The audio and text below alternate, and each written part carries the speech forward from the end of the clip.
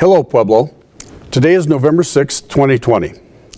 Before I give you a COVID-19 update, I want to congratulate all the successful candidates in Tuesday's election who will be representing Pueblo after this hard-fought election. I want to congratulate Senator-elect John Hickenlooper and Congresswoman-elect Lauren Boebert. My hope is that our Colorado delegation will adopt a spirit of bipartisanship and do what is in the best interests of Colorado's voters. We face unique challenges in Pueblo, and we look forward to working together to come out of this pandemic stronger. I also want to celebrate the news that we will have two Puebloans in key seats of state leadership. Representative Danea Esgar becomes Majority Leader at the State House, joining Senate President Leroy Garcia to make up a new power dynamic for Pueblo. Locally, congratulations to our new County Commissioner, Epi Griego, and to Garrison Ortiz for election to his second term.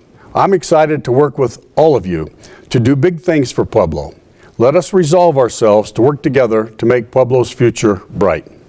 Voters also passed the half-cent sales tax extension for another 5 years, proving that Pueblo is committed to invest in its future by providing economic incentives to attract businesses.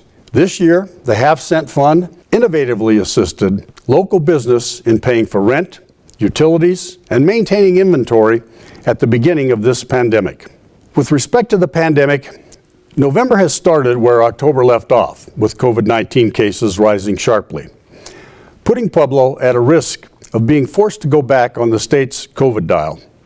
If that happens, we could be forced to adopt a new stay-at-home order.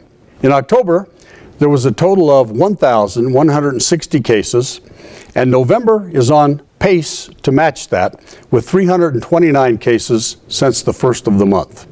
In total, there have been 2,624 cases of COVID-19 and 54 deaths since the pandemic started.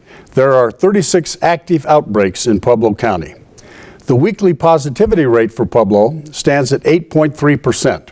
The number of patients in our hospitals is worse now than in the start of this pandemic, putting the entire community's health care at risk.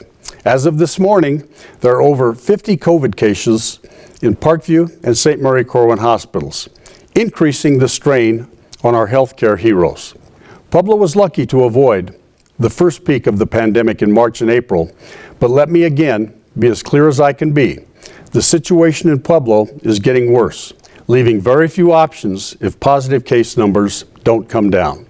The hope is that the curfew will assist in starting to lower our numbers. However, we may not know for another few weeks of the impact that our 1-2 punch of a curfew and additional health orders had on cases. I understand that the citywide curfew came as a shock, but once again, I want to stress that I'm going to do everything I possibly can to slow COVID-19 and keep our economy running. So far, Pueblo police have issued one citation since the curfew was put in place on October 30th. The curfew will last until 5 a.m. on November 13th, 2020. I have not determined whether or not to extend the curfew, but the curfew was necessary to slow the spread of COVID-19.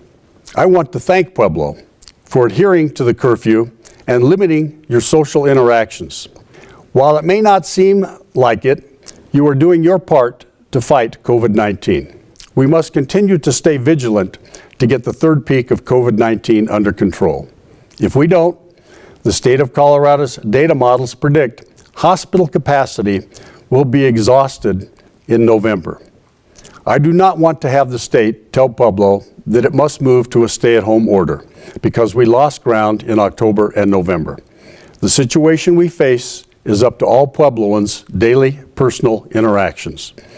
We're all more knowledgeable now and know what must be done. What I'm asking Puebloans to do is to limit your social interactions with family and friends outside of your home for the next 2 weeks. Right now, a gathering of 10 people in a confined space acts like a super spreader event if just one person is COVID positive. For the month of November, family time should be done virtually with extended family. When it gets cold, plan to have stay-in days. If you go out shopping, return home right after.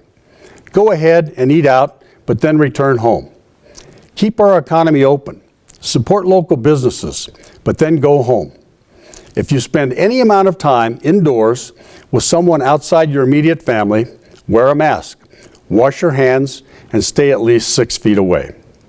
Local offices need to follow Pueblo's new health order by moving 75% of staff to telework status and double efforts to keep workplaces sanitized. The price of the virus spreading hurts both small and large businesses.